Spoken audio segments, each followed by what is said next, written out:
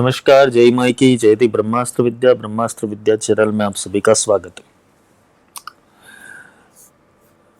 Lecture का शुरुआत जब होता है, जब किसी चीज को समझाना होता है, इसके अंदर मेरे बहुत सारे मत होते हैं, क्योंकि मैं हर एक एंगल से समझाने का प्रयास करता हूं ताकि विषय अछूता ना रहे। विषय के कोर एलिमेंट में आप पहुंचो, पकड़ो उसे और धैर्य पूर्वक पकड़ो तो उसका जो रिजल्ट है वो बेहतरीन मिलेगा आपको। हमारा सबसे लेकिंग पॉइंट क्या है?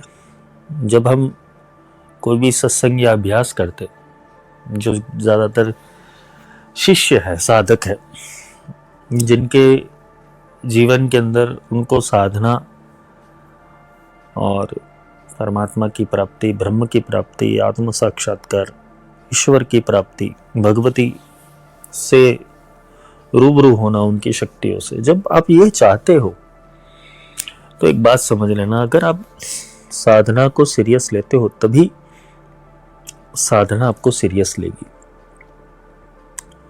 जब तक आपका चिंतन वैसे बनता नहीं है, एक साधक का चिंतन, एक शिष्य का चिंतन, एक जिज्ञासु का चिंतन, एक ब्रह्म को जानने वाले का चिंतन, अगर आपका चिंतन वैसा बनता नहीं है, तब तक प्रश्न पूछना या तो प्रश्नों के उत्तर लेना आपके लिए केवल और केवल मात्र समय पसार करने की एक घटना है, एक मनोरंजन है। एक होता है प्रश्न पूछना, तो प्रश्न तो कोई भी पूछ सकता है, सामान्यतः प्रश्न हर कोई पूछता ही है। क्यों पूछ रहा है वो महत्व का नहीं है, कौन पूछ रहा है वो महत्व का नहीं है, उसके पीछे उसकी मंशा क्या है वो महत्व रखा जाता है। साधना पथ में यही होता है कि जब भी आप संवाद शुरू करते हो गुरु से, मास्टर से, तो हमेशा एक अपने प्रश्नों की क्वालिटीज देखना। जब हम अपने गुरु से प्रश्न पूछते तो उसकी क्वालिटी देखना, उसका मेजरमेंट करना कि क्यों पूछ रहा हूं, क्या ये जो प्रश्न मैं पूछ रहा हूं वो वर्थ है कि नहीं।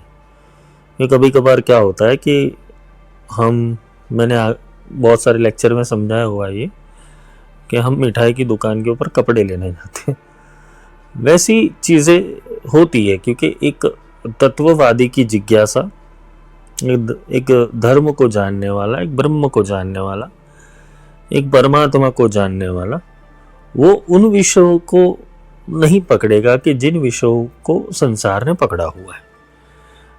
उसकी ब्रह्म प्राप्ति विफल हो जाएगी, उसकी शक्ति प्राप्ति विफल हो जाएगी, उसका ज्ञान जो उसने इतनी साधना करके संचित किया है, गुरु भक्ति करके संचित किया, वो विफल हो जाएगा अगर वो सामान्य प्रश्नों का उत्तर देने बैठ गया। पर हमारे जो साधना परंपरा है और जो साधक की यात्रा है, उसके अंदर गुरु तब तक सही उत्तर नहीं दे पाएगा कि जब तक तुम्हारे प्रश्नों का जो पूछने का तरीका है, अगर गुरु समझ गए कि ये किस वश ये प्रश्न आया हुआ है, ये शंकावश आया है, ये बुद्धिमतावश आया है, ये कहीं से सुना हुआ है इसलिए प्रश्न उठा हुआ है, तो गुरु सब भांप लेता है। वो जब जान लेता है वो सब चीज, तो काफी प्रश्नों के उत्तर गुरु नहीं देते। पर जब जिज्ञासा ऐसी गहराई के अंदर जाती है और पूछने का जो तरीका है और पूछा क्यों गया है उसके ऊपर जब दृष्टि आती है गुरु की, तो गुरु उसको बहुत खोल कर समझा देते हैं। क्योंकि गुरु भी टाइम पास करने के लिए नहीं बैठा होता है अपनी जगह के ऊपर। उनके लिए उन प्रश्नों का महत्व है कि जो प्रश्न समाज के लिए उचित है, आत्मा के लिए उचित है, ज्ञान के लिए उचित है, आध्यात्म के लिए उचित है, वो उन प्रश्नों का ही उत्तर दे पाएगा। बाकी संसार की जो दुविधा है, जो जैसी दुविधा तुम्हें है वैसे गुरु को होगी। हाँ?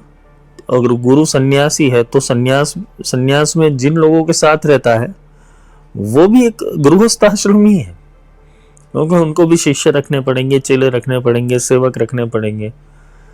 तो एक संसार से छूट के एक दूसरा आध्यात्मिक संसार बनाते हैं। लेकिन प्रश्न तो वही का वही खड़ा रहेगा, क्योंकि मन तो दोनों जगह पे काम करेगा, गृहस्थ में भी करेगा और संन्यास्त में भी करेगा।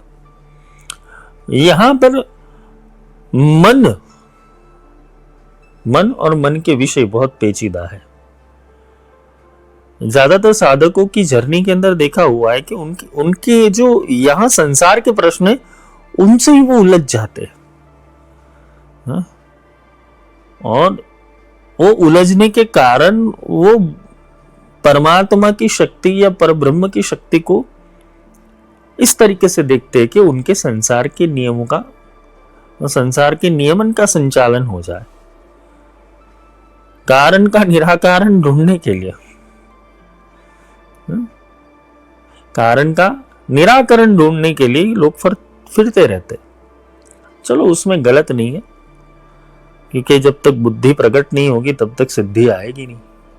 और बुद्धि प्रकटने के लिए तुम्हें कहीं ना कहीं भटकते किसी उस स्थान के ऊपर आना पड़ेगा कि जो स्थान के ऊपर तुम्हारे मन के प्रश्नों के नहीं, लेकिन तुम्हारे आत्मा के प्रश्नों के उत्तर तुम्हें मिल जाए। अष्टावक्र गीता जो समझाती है और जो सिखाती है, जो दर्शन अष्टावक्र ने करवाया है वो दुर्लभ है। मतलब इतना सीधा सीधा और सटीक बोल देना वो एक संसारी और संसार जीवन के लिए उचित नहीं है, क्योंकि उसके प्रश्न ही नहीं है तो उसको उत्तर देने का कोई मतलब ही नहीं है। कुछ आध्यात्म को सीखने वाला है, कोई साधना यात्रा में जा रहा है, उसके अंदर की जो चीजें पड़ी हुई है, खोज पड़ी हुई है, अगर ऐसे प्रश्न है तो तुम्हें ऐसे उत्तर मिलेंगे। अष्टावक्र का जीवन रोचक था।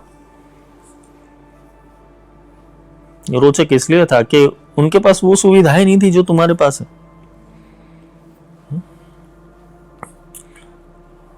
कोई ऋषि बनना, कोई तपस्वी बनना, कोई योगी बनना, कोई जति बनना, कोई ध्यानी बनना, कोई उपासक बनना, कोई सिद्ध बनना, कोई साधना करने वाला बनना, ये एक जन्म की घटना नहीं होती। तुम अगर किसी ध्यान योग में प्रवेश किए हुए हो, किसी मंत्र जप के योग के अंदर प्रवेश किए हुए हो, कोई व्रती बना हुआ है, कोई तीर्थ में जा रहा है, ये दो कारण हो सकते हैं। एक अंदर की जिज्ञासावश अगर वो जा रहा है तो उसके पीछे उसके पिछले जन्म के रहस्य और कुछ प्रश्न होंगे, और एक होता है जो तीर्थाटन एंजॉयमेंट करने के लिए करता है। वो सत्संग में भी इसलिए जाता है, गुरु भी इसीलिए बनाता है, कंठी भी इसलिए धारण करता है, ताकि जीवन के अंदर सब सुखमय रहे। बस गुरु जी आशीर्वाद दे तो हमारा सब भला हो जाए। अब उनको पूछते कि भले का मीटर कितना है तुम्हारा, 50 पॉइंट भला करना है, 100 पॉइंट भला करना है, 120 पॉइंट भला करना है, 180 पॉइंट भला करना है, कितना पॉइंट तुम्हारा भला करना है, बस भला हो जाए, सब सही हो जाए। अब जब मैं उसको आगे का प्रश्न पूछता हूं कि ये सब तो चलो सही होगा कि नहीं होगा, पर एक दिन एक चीज सत्य है कि तुम्हारे हाथ में मृत्यु आएगी, तुम्हारे पास मृत्यु आएगी, तुम ये शरीर छोड़ने वाले हो। जिस प्राप्ति अप्राप्ति के पीछे भाग रहे हो वो एक दिन स्टॉप बटन लग जाएगा, उसके ऊपर पेट्रोल खत्म हो जाएगा, गाड़ी वहीं पर रुक जाएगी, तुम्हारी चेतना खत्म हो जाएगी, शरीर चला जाएगा, प्राण खत्म हो जाएंगे, भीतर का तंत्र बंद हो जाएगा। अब तुम्हारे भीतर चलने वाला जो मनोरंजन का सिस्टम था, जो उपायों के पीछे पड़ा था, जिनको जीवन में सुख के उपाय ढूंढने चाहिए थे, वो उसी चिंतन के अंदर मृत्यु को प्राप्त होगा। वो मृत्यु प्राप्त करके वापस उसी चिंतन के साथ वो प्रकट होगा। वो प्रकट तो होगा ही होगा, उसका जीवन वापस वैसा ही चलेगा, क्योंकि संस्कार टूटे नहीं, संस्कार छूटे नहीं। गुरु के पास आने का एक ही मकसद होना चाहिए इंसान का, अपना परिवर्तन करना, अपना ट्रांसफॉर्मेशन करना, अपने जीवन को उस लायक बनाना कि जहां पर ये आवागमन छूट जाए। हम आत्माओं की शक्तियों को जाने, हम परमात्मा की उस शक्ति को पहचाने कि जहां से हम उनके जैसे बन पाए। जैसा बाप वैसा बेटा। हर बाप यही चाहता है कि बेटा उसके जैसा बन जाए। आप अपनी संतान से यही चाहोगे, गुरु अपने शिष्य को यही चाहेगा कि अपने जैसा बन जाए वो। भगवती यही चाहेगी कि उसका जो भक्त है वो वीर बन जाए। ईश्वर तुमसे चाहेगा क्या? ईश्वर तुमसे यही चाहेगा कि तुम उसको समझ लो, उसको जान लो, उसको पहचान लो, उसको प्राप्त कर लो। उसका माध्यम गुरु होता है, गुरु देने को बैठा हुआ है। अगेन बात घूम फिर कर यहां आ जाती कि वो देना चाहता है, तो क्या तुम लेना चाहते हो? तुम्हारे प्रश्न उचित है, क्योंकि प्रश्न आप जो पूछ रहे हो उस प्रश्न से गुरु को पता चल जाता है कि कौन सी मनसा से ये पूछा हुआ है, रहस्य क्या है। अष्टावक्र ने जनक के अंदर वो रहस्यमयी आंखों से देख लिया कि जनक पूछ क्यों रहा है।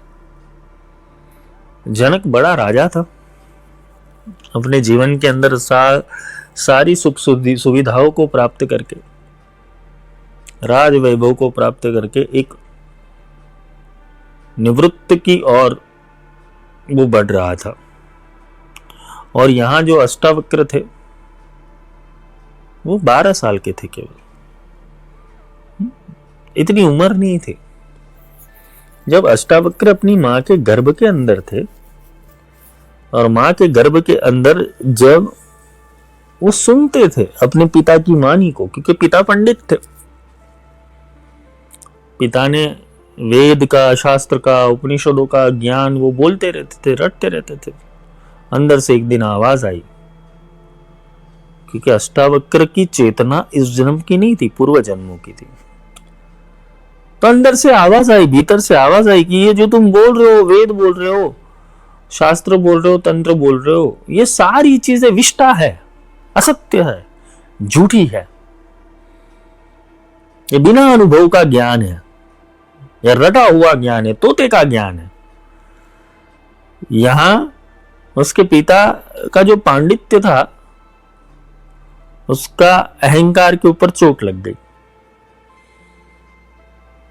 अष्टावक्र के पिता ने उनको गर्भ के अंदर ही श्राप दे दिया कि जा, तू इतना सब कुछ निंदा करता है, इतने मेरे शास्त्रों का विरोध करता है, मेरा पांडित्य का विरोध करता है, तो 8 अंगों से विकृत बनेगा।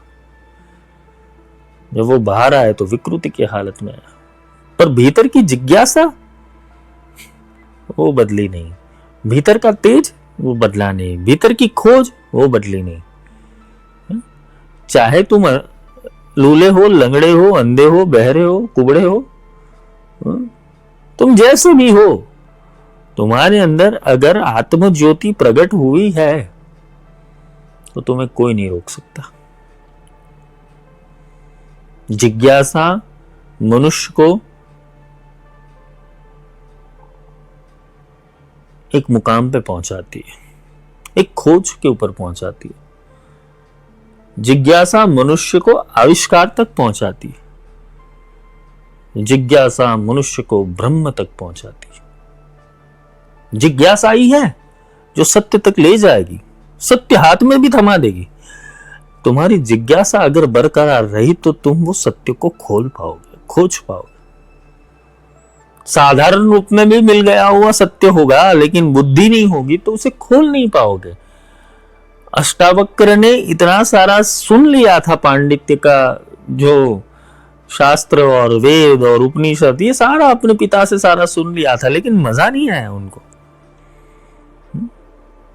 क्योंकि उनकी बातें बहुत सीधी थी कि जो चीज समझ में आती है वो चीज किया जाए, जो चीज करने योग्य है वो किया जाए, जो उतरने योग्य है वो किया जाए। जैसे थे समय तो चला, समय के साथ साथ पहिया भी घूमा। यहां उनके पिता राजा जनक के दरबार के अंदर शास्त्रार्थ करने के लिए गए थे और अष्टावक्र को पता चला कि आज पिता हारने वाले। ये वहां कुटिल बुद्धि, कूटनीति वाली बुद्धि और शास्त्रों को तर्क वितर्क से तोड़ने वाली बुद्धि भी थी। तो शास्त्र का ज्ञान है, उसको कूटनीति से, राजनीति से, तर्क कुतर्क से, वितर्क से तुम परोस सकते हो। सत्य को परोसने के लिए तुम्हारे पास आत्मविश्वास चाहिए। सत्य सीधा है, सत्य सीधा है। इंसान टेढ़ा हो सकता है, सत्य सीधा है। शरीर टेढ़ा हो सकता है, भीतर का आत्मा सीधा है। तो जब अष्टावक्र वो जनक की सभा में गए और पता चला पिता हारने वाले थे, वहां अष्टावक्र जाकर पीछे खड़े रहे। अब अष्टावक्र का शरीर पूरा 8 अंगों से विकृत है। वो देखकर वहां के जो पंडित लोग थे, वो पंडित लोगों ने उनकी हंसी उड़ानी शुरू कर दी और ये भाव जनक के अंदर भी आया। लेकिन जनक राजा था, विनयी था, विवेकी था, थोड़ा हास्य आ गया। अष्टावक्र के ध्यान के अंदर दूसरे पंडित मूर्ख थे, पर जनक मूर्ख नहीं था। ये देखना, गुरु किसी उम्र से, गुरु किसी पहनावे से, गुरु किसी शरीर से पहचाना नहीं जाता, गुरु उसके शब्दों से पहचाना जाता है। तो शब्द प्रयोग क्या कर रहा है?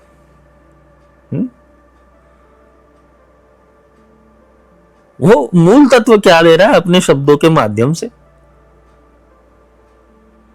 हमारे नाथ संप्रदाय के अंदर जब हमारे जो अधड़ गुरु होते, वो अधड़ गुरु गाली बक देते, पर मनसा गाली देने की नहीं होती, मनसा जगाने की होती, इसलिए वो गाली देते। शब्द का प्रयोग क्यों किया है, वो क्यों किया है, उसके ऊपर ध्यान अगर तुम्हारा हो गया तो तुम यहां से निकलने का रास्ता ढूंढ पाओगे। वैसा जनक के साथ हुआ। अष्टावक्र ने अपनी तीव्र दृष्टि से जनक की ओर देखा और जनक को बोला, ये चमारों की फौज क्यों पाल के रखी है जनक?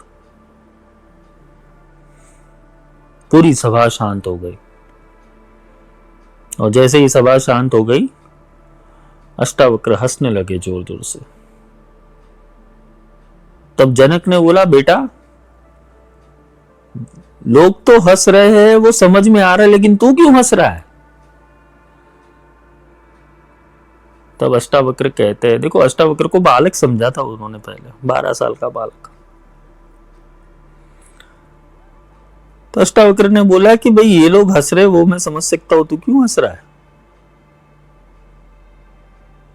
वही रिवर्स क्वेश्चन अष्टावक्र ने पूछा कि तू तो ज्ञानी है, तू तो ध्यानी है, तू कब से शरीर देखने लगा जनक? शरीर देखने वाले चमड़ी के उपासक होते। चामर जो जूता देखकर इंसान की पहचान करे कि जूता ऐसे पहना होगा तो इंसान ऐसे होगा, पॉलिश किया होगा तो पैसेदार होगा, चप्पल घिसा हुआ होगा तो भिखारी होगा। ये जूते देखने की आदत जो लोगों को पड़ गई, तो तुम चमार हो क्या? अष्टावक्र का ये चीज जनक के अंदर प्रवेश कर गया। जनक सावधान मुद्रा में आ गया और जनक ने सोचने पे मजबूर कर दिया कि इतना छोटा बालक इतनी बड़ी बात कर रहा है। अब अष्टावक्र ने संवाद दिया वहां पर कि सूर्य अगर उदय हो रहा है, सूर्य अस्त हो रहा है, वहां पर आने वाली जो सूर्य की किरण है वो सीधी ही है। नदी में बहता हुआ पानी टेढ़ा मेढ़ा जरूर हो सकता है, लेकिन जल टेढ़ा मेढ़ा नहीं है। ये शरीर टेढ़ा मेढ़ा जरूर हो सकता है, वो भीतर की आत्मा टेढ़ी मेढ़ी नहीं है। इतना कहने के बाद तुम देख क्या रहे हो किसी के अंदर, वो यहां पर दृष्टि सूचन कर रहे अष्टावक्र। तुम देख क्या रहे हो, तुम्हारी दृष्टि कहां तक गई? तुम्हारी दृष्टि कपड़ों तक गई, तुम्हारी दृष्टि बुद्धि तक गई, तुम्हारी दृष्टि मन तक गई, या तुम्हारी दृष्टि आत्मा तक गई? तुम्हारा अन्वेषण क्या है, तुम्हारी खोज क्या है? जनक यहां हतप्रत हो गया, क्योंकि जनक ने शास्त्र पढ़े हुए थे, शास्त्रार्थ भी किए हुए थे, शास्त्रार्थ के अंदर रुचि भी थी, इसलिए दरबार भरता था। लेकिन ऐसा शब्द, ऐसा सूचन और ऐसे शब्द के प्रयोग उन्होंने सुने नहीं थे। वहां जनक को पूरी रात नींद नहीं आई। दूसरे दिन जब वो गए तो किसी पेड़ के नीचे खड़े हुए 12 साल के बच्चे को देखा, और बच्चे को देखते उन्होंने अपने रथ से उतरकर पहले अष्टावक्र के चरणों में गिर गए और बोले, हे महापुरुष, हे प्रभु, प्रभु सूचन किया प्रभु का, हे प्रभु कृपया करके मेरी जिज्ञासाओं का अंत लाओ।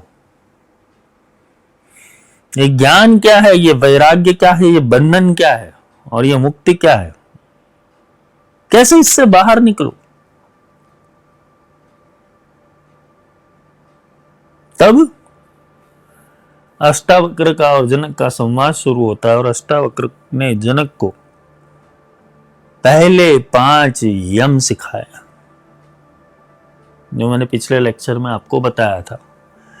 पहले 5 यम सिखाए। वो यम के अनुसार अष्टावक्र ने बोला कि पहले तो तू ये गुणों को धारण कर जनक, जैसे ही गुण धारण हो गए वैसे ही सारी चीज धारण होगी, जैसे ही गुण धारण हो गए वैसे ही जीवन के अंदर तुम्हें देखने की सद्बुद्धि मिलेगी। तो गुणों को पहले संयमित कर, तो गुण संयमित होंगे सद्गुणों से। जहां पहले इंद्रिय निग्रह बताया गया, इंद्रियों को निग्रह कर, संयमता ला, संतोष ला, दया ला, क्षमा कर, इतना कर पहले। क्योंकि किसी के भीतर चल रही उथल पुथल को शांत करने के लिए सर्वप्रथम उसके भीतर के गुणों को बैलेंस किया जाता है। अगर तुम्हारे भीतर गुण बैलेंस नहीं, तुम कितना भी मेडिटेशन कर लो, कितना जप कर लो, कितना मंत्र उपासना कर लो, तुम स्थिरता के योग्य नहीं बनते। पहले गुण बैलेंस करना पड़ेगा। इसलिए हम साधना पद्धति के अंदर प्रथम गणपति की उपासना करते, गुरु गणेभ्यो नमः, क्योंकि स्थिरता वाले गुण लाने जरूरी है, एकाग्रता वाले गुण लाने जरूरी है। तभी तो वो सदगुरु क्या बोलेगा और तुम क्या सुनोगे, सदगुरु क्यों बोलेगा और तुम क्यों सुनोगे, तुम कैसे सुन रहे हो और वो कैसे बता रहे हो, उसका पूरा बोलते ना कि विश्लेषण हो जाएगा, पूरा पृथक्करण हो जाएगा। तुम्हारी बुद्धि के अंदर खंड खंड विखंड हो जाएगा और तुम जान पाओगे कि तुम्हारे भीतर बैठा हुआ सत्य और सदगुरु के भीतर से बोलने वाला सत्य एक ही है। तो पहले तो तुम्हें सदगुरु की जो दृष्टि है उस दृष्टि में प्रवेश करना जरूरी है। तुम अपनी दृष्टि लेके गुरु के पास मत जाओ। तुम अपनी दृष्टि लेकर जाओगे तो वो तुम्हारी दृष्टि सुधारने में ही समय बिगाड़ देगा। तुम उसकी दृष्टि को सीधा ग्रहण करो और उसके लिए ही ज्ञान लो। ये दिव्य दृष्टि और कुछ नहीं है, ज्ञान दृष्टि है, जो संजय को मिली, जो अर्जुन को मिली, जो जनक को मिली, जो मां पार्वती को मिली। ये दिव्य दृष्टि है, ज्ञान दृष्टि। सोचने के ऊपर जब मजबूर हो जाओ, क्योंकि बातें सुनी सुनाई है, सारी शास्त्र की बातें सुनी सुनाई है, सीधी नहीं है। तुम कृष्ण की बात करोगे तो कृष्ण एक राजनेता थे, कुशल राजनेता थे। और कृष्ण को हर कोई पकड़ लेता है, क्योंकि भक्ति वाले को उनका 16 रास्ता मिल जाएगा, कर्म वाले को उसका 16 रास्ता मिल जाएगा, आत्मज्ञानी को उसका 16 रास्ता मिल जाएगा, कर्म संन्यास वाले को उसका 16 रास्ता मिल जाएगा, वैज्ञानिक को उसका 16 रास्ता मिल जाएगा। तो कृष्ण को पकड़ने के लिए कृष्ण सबको अपने कंधे पे बैठा देते हैं, आ जाओ वे बैठ जाओ।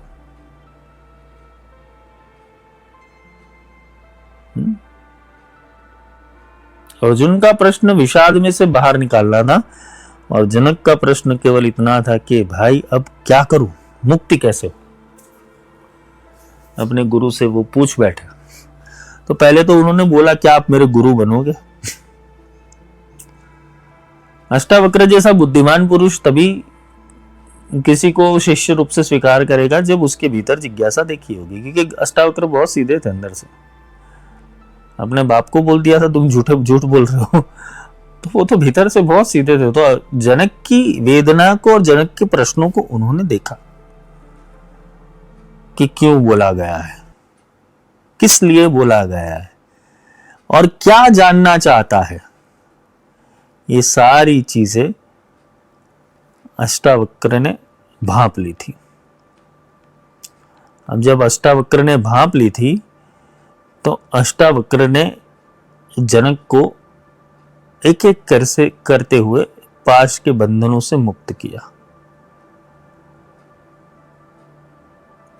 तो जो 5 उन्होंने बताया था कि जिससे संसार के रोग दूर हो जाते और यह अध्यास निवृत्ति हो जाती है, वो जन्म और मृत्यु रूपी रोग को जो दूर करता है, उस विषय का नाम था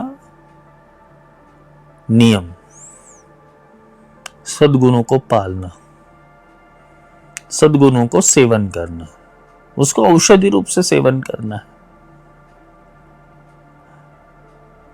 आगे अष्टावक्र समझाते हैं कि ये पंच तत्व की माया है, ये 5 गुणों की माया है। त्रिगुण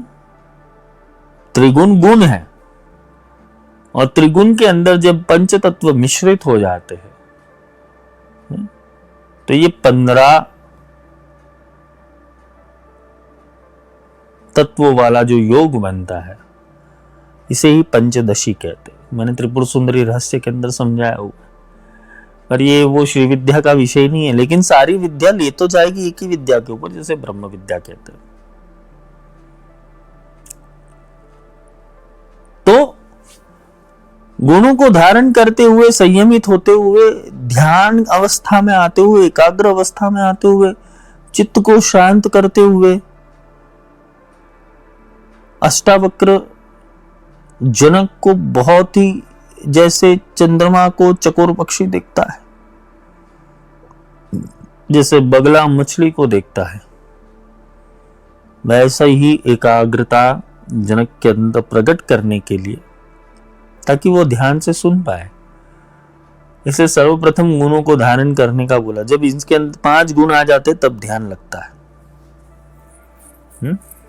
मेरे पिछला अष्टावक्र का लेक्चर सुन लेना, कौन से 5 गुण। और ये 5 गुणों के आधारित धीरे धीरे करके वो भीतर प्रवेश कर रहे। अष्टावक्र ने पहले बाह्य गुण और संस्कारों को काटने का काम किया। अब अष्टावक्र भीतर प्रवेश कर रहे कि ये जो माया जिसने रची हुई है अंदर और बाहर से, पहले अंदर वाला शांत होगा तो बाहर वाली चीजें दिखाई देगी। तो अंदर वाला शांत होगा गुणों से और बाहर वाला शांत होगा उसके पृथक्करण से। तो पृथक्करण कैसे होगा? तो उन्होंने पृथक्करण शुरू किया कि ये शरीर क्या है, जनक।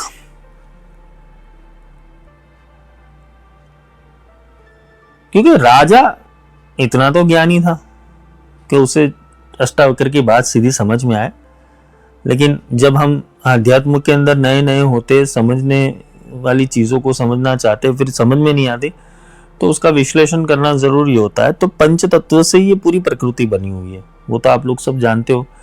जल, पृथ्वी, अग्नि, वायु, तेज, आकाश, ये पंच तत्व हो गए। ये पंच प्रकृति ही सारी चीजों का नियमन करती है, यही शरीर बनाती है। जो पृथ्वी तत्व है वो तुम्हारे शरीर के अंदर हड्डियां रूप में है।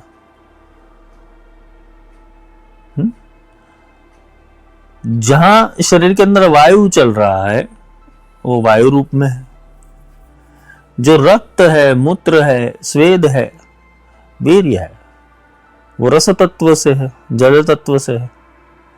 अग्नि तत्व जो क्षुधा रूप में तुम्हारे अंदर वर्तमान है, जो तेज रूप में वर्तमान है, जो शरीर का टेम्परेचर नियमन करती है, वो अग्नि तत्व है तुम्हारे अंदर।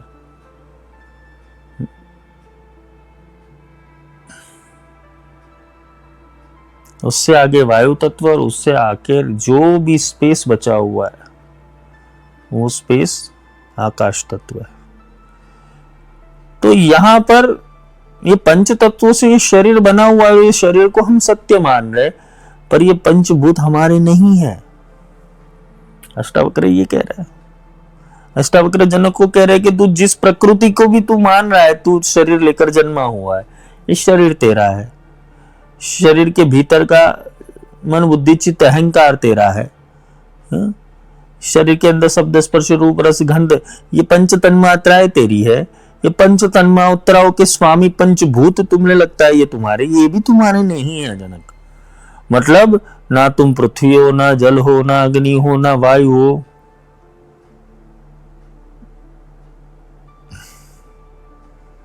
ना आकाश हो। अब यहां पर अष्टावक्र निर्देश कर रहे कि तू इस और ध्यान ले जा, क्योंकि वहां पर भी एक शिष्य को ध्यान ले जाना जरूरी है, क्योंकि वो प्रकृति को परमात्मा मान ले तो मुक्ति कभी नहीं होगी उसकी। प्रकृते पुरुषात् परम एवं ध्यायन्ति यो नित्यं संयोगी योगिनावर। प्रकृति और पुरुष के ऊपर है ये, जिसे चैतन्य घन व्याप्त ब्रह्म कहते हैं। वही ज्ञान का आधार स्तंभ है। उससे ही ज्ञान प्रकट होता है, उससे ही आत्मा संचालित होती है, उससे ही तुम अंधकार से बाहर निकल सकते हो। क्योंकि आत्मा भी कभी ना कभी काल, देश, क्षेत्र, समय, गुण, अवधि, संस्कार, वाणी, अलग अलग मान्यताओं के अंदर आत्मा भी फंस जाता है। आत्मा कैरेक्टर धारण करता है, लेकिन आत्मा कैरेक्टर नहीं है। मतलब ये एक सीधा संवाद है कि जो तुम्हारे घर के अंदर पंखा चल रहा है वो पंखा बिजली नहीं है, टीवी बिजली नहीं है, वो बिजली से चलने वाली है। वैसे शरीर वो आत्मा नहीं है, शरीर तुम नहीं हो, शरीर के रहने वाले पंचभूत तुम नहीं हो, इंद्रिया तुम नहीं हो, वो तुमसे चलने वाली है। यहां थोड़ा लॉक खोलना, क्योंकि ये तत्व ज्ञान जब तक उतरेगा नहीं तब तक तुम्हारा ध्यान का प्रोसेस अंदर, क्योंकि तुम्हें ध्यान के अंदर ये सारी चीजें आएगी।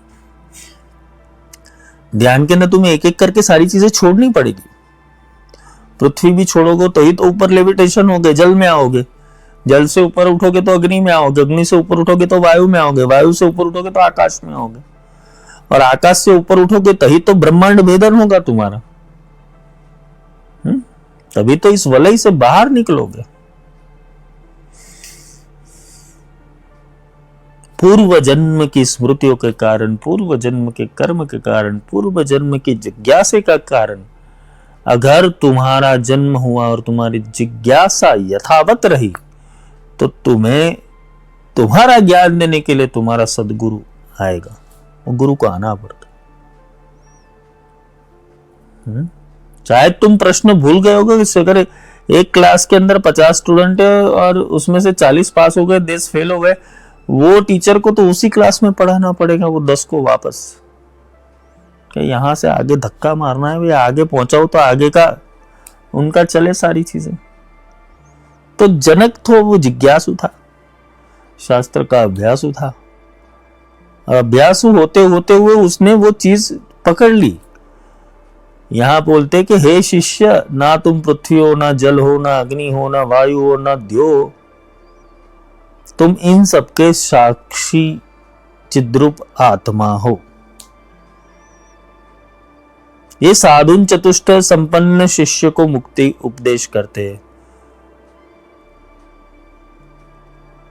तहां शिष्य शंका करता है कि हे गुरु, पंचभूत का शरीर ही आत्मा है, ये आत्मा को भासित करने वाला वो पंचभूतों के द्वारा ही तो भासित होता है, और यही तो आत्मा है। और पंचभूतों के 5 विषय है, सो इन पंचभूतों का स्वभाव है, उसका कदापि त्याग नहीं हो सकता। मतलब ये त्याग कैसे हो सकता है पंचभूतों का, क्योंकि हम इससे ही तो सारी चीज करते हैं। पृथ्वी से गंध तत्व जुड़ा हुआ है, क्योंकि पृथ्वी के अंदर अगर गंध तत्व नहीं होता तो तुम किसी भी पदार्थ को अगर जानते हो जिसके अंदर गंध आती है, चाहे अच्छी गंध आती है, सुगंध आती है, दुर्गंध आती है, जो भी आती है, गंध आती है, वहां पृथ्वी तत्व जुड़ा हुआ है। अगर तुम्हारे मूलाधार चक्र के अंदर प्रॉब्लम हो जाए तो तुम्हारे अंदर से गंध तत्व चला जाएगा। इसलिए ऋषि मुनि पहले से कहते थे गहरी सांस लो भैया, मूलाधार तक जाना चाहिए, वो एक्टिव रहेगा तो तुम्हें गंध का समझ मिलेगा। जो पंचभूत है वो अपना स्वभाव कदापि त्याग नहीं देते। तो ये गंध पृथ्वी तत्व से आया है, इसलिए पृथ्वी तत्व से गंध कदापि वियोग नहीं हो सकता, और वो दोनों एक रूप होकर रहते हैं। इसी प्रकार रस और जल, अग्नि और रूप, वायु और स्पर्श, शब्द और आकाश। अतः शब्दादि 5 विषयों का त्याग तो तब हो सकता है जब पंचभूतों का त्याग हो जाए। अब ये थोड़ा डिफिकल्ट जाने वाला है। पंचभूत क्रिया आती है एक साधना मार्ग के अंदर, जब एडवांस लेवल के ऊपर कोई साधक जाता है तो पंचभूत क्रिया से उसे पसार किया जाता है।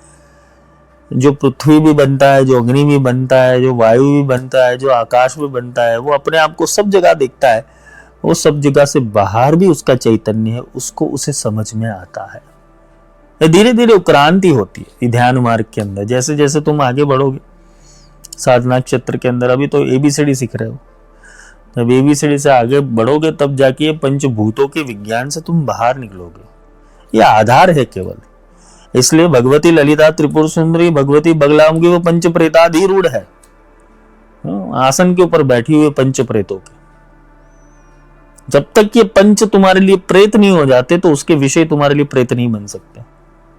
मतलब वो अतृप्त है, तुम मर जाओगे उस दिन। अग्नि अपना भाग ले जाएगा, जल अपना भाग ले जाएगा, वायु अपना भाग ले जाएगा, आकाश अपना भाग ले जाएगा, पृथ्वी की चीज पृथ्वी के ऊपर रह जाएगी। इसलिए तो हम हड्डियों को रखते हैं, इसलिए तो हम हड्डियों को जल प्रवाहित करते हैं। हड्डियां गलती नहीं है, हड्डियां जलती नहीं है, तो हड्डी को जल प्रवाहित करते हैं। संस्कार, तो ये पंच प्रकृति और पंचभूतों का शरीर उसके तत्वों से अलग नहीं है। अब शब्दादि 5 विषयों का त्याग तो तभी हो सकता है जब पंचभूतों का त्याग हो। यदि पंचभूतों का त्याग हो तो शरीर पात हो जाएगा, फिर उपदेश ग्रहण करने वाला कौन रहेगा। मतलब यहां पर जनक कह रहा था कि जो आत्मा पंचभूतों के आधारित भाषित होता है, तो अष्टावक्र कहता है कि अगर पंचभूत ही ना रहे तो तुम्हें देखने वाला कौन रहेगा। जब पंचभूतों का त्याग हो जाता है, यदि पंचभूतों का त्याग हो जाए और उपदेश ग्रहण करने वाला कौन रहेगा, तथा मुक्ति सुख को कौन भोगेगा। अर्थात विषय का त्याग तो कदापि नहीं हो सकता।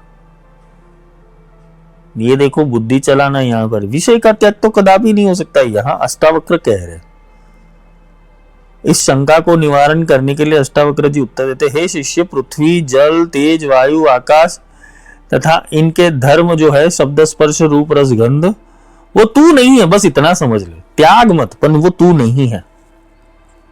वो शब्द तुम नहीं हो, स्पर्श तुम नहीं हो, रूप तुम नहीं हो, रस तुम नहीं हो, गंध तुम नहीं हो, ये तुम नहीं हो। ये तुम्हें विषय चिंतन में लाना है।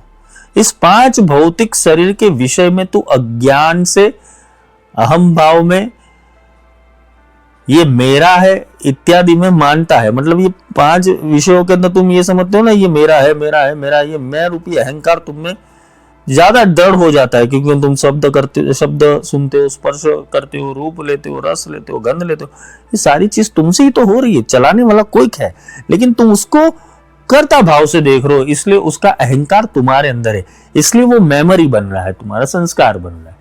इसलिए कोई भी चीजों के अंदर कर्ता भाव आ जाता है। जब तुम उससे परे जाने की कोशिश करोगे, तब जाके तुम पंच इंद्रियों के, पंचभूतों के और पंच तन्मात्राओं के बाहर निकल जाओगे,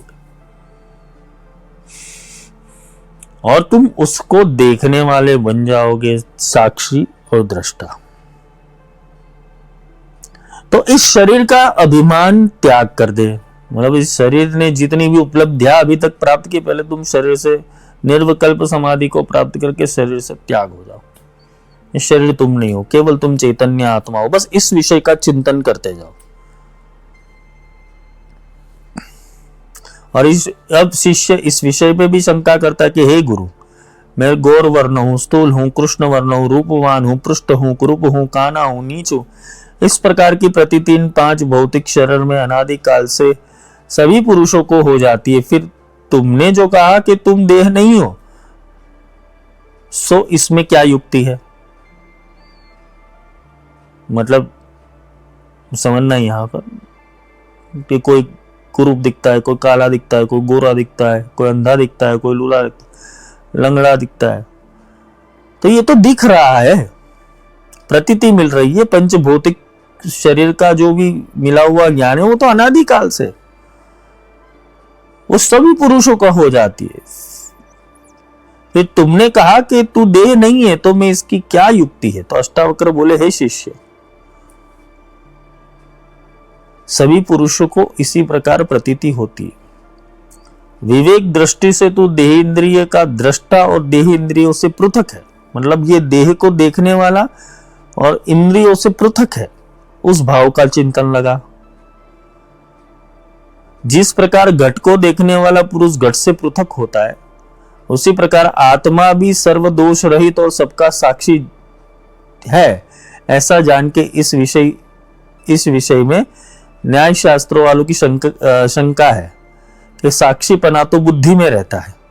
ये जो साक्षीपना है वो तो बुद्धि में रहता है, इस कारण बुद्धि ही आत्मा हो जाएगी। जो तर्क वाले होते हैं ज्यादा, तो कि ये बुद्धि से ही तो साक्षी की अवस्था होती है, बुद्धि से साक्षी भापा जाता है।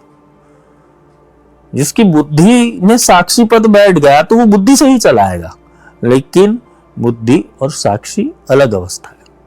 काफी लोग बुद्धि के स्तर के ऊपर अपने आप को साक्षी मान लेते, जो वो गलत है। देखो ये विषय थोड़ा बहुत गंभीर है, हाँ, ये साइंटिफिक विषय थोड़ा वो बोलते हैं ना, बायोलॉजी के अंदर आता था डिसेक्शन, वैसा विषय है। और केमिस्ट्री में आता था रसायन शास्त्र, हाँ, इसमें तत्व, एक तत्व से दूसरा तत्व मिलता था, दूसरे तत्व दोनों मिलके मिश्रण होते थे, वो मिश्रण से तीसरा तत्व मिलता था तो संयोजन बनता था। तो वैसा कुछ है यहां पर ये, लेकिन यहां पर डेरिवेशन प्रोसेस के अंदर बताया गया है कि तुम ये शरीर से कैसे छूटो। ये संहार क्रम से सृष्टि क्रम में जाने की यात्रा है, और सृष्टि क्रम से तो तुम आई गए नीचे, इसलिए तो तुम्हारे अंदर प्रश्न है, पर ये संसार क्रम को कैसे छोड़ना है, इसलिए पंचभूतादि विषयों को तुम्हें छोड़ना जरूरी है। जिस प्रकार घट को देखने वाला पुरुष घट से पृथक है,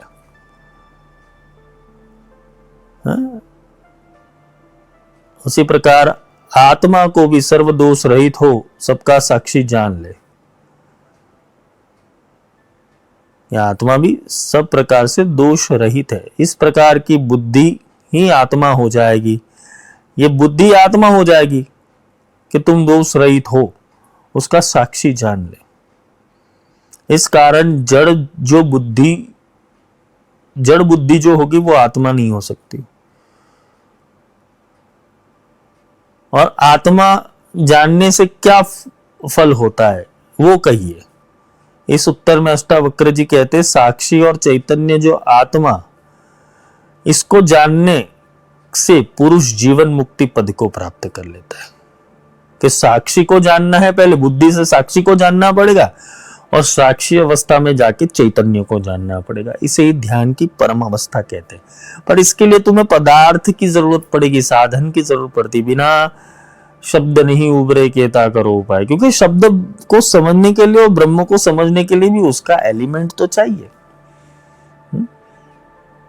ये यहाँ पे पृथक्करण हो रहा है, लेकिन जिस चीज से पृथक्करण करना है, जिस चीज से प्रयोग करना है, वो प्रयोग नहीं होगा तब तक तुम पृथक्करण नहीं कर पाओगे। इसीलिए भगवान श्री कृष्ण ने अर्जुन को यह बोला था कि जा किसी तत्वदर्शी गुरु की शरण में कि वो तुम्हें मेरा तत्व दे पाए। जब तत्व देगा तो ये तुम्हें अपने आप पता चल जाएगा कि तुम कौन हो।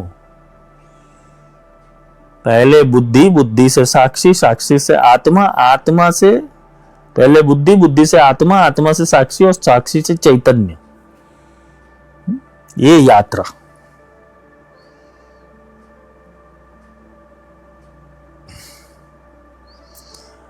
यही आत्मज्ञान का फल है। जब चैतन्य को इंसान समझ लेता है तो उसे आत्मज्ञान की प्राप्ति मिल जाती है। मुक्ति का स्वरूप किसी से विचार में नहीं आया है कि मुक्ति क्या है। जब तक मुमुक्षु नहीं बनते तब तक मोक्ष का विचार नहीं आएगा। जब तक मुक्ति क्या है वो समझने के लिए बंधन क्या है वो समझना पड़ेगा। तो इस विद्या, ब्रह्म विद्या को आगे अगले चैप्टर में ले जाएंगे, अगले लेक्चर में ले जाएंगे। इसको समझना, ये जो थोड़े शब्द है थोड़े हार जाएंगे, क्योंकि ये इसको सिंप्लीफाइड करने का कोई मतलब नहीं बनता है। उसको मैं थोड़ा लॉजिकली और थोड़ा एग्जाम्पल से थोड़ा सेट करके समझाने की कोशिश करूंगा, पर ये जैसा है वैसा ही है। साक्षी को विटनेस बोला गया और आत्मा जिस तत्व से चलती है वो चैतन्य है। पहले चैतन्य है, बीच में आत्मा है और नीचे साक्षी है, उसके नीचे आत्मा है, उसके नीचे बुद्धि है, बुद्धि के नीचे इंद्रिया है। हा? ये मैप है पूरा।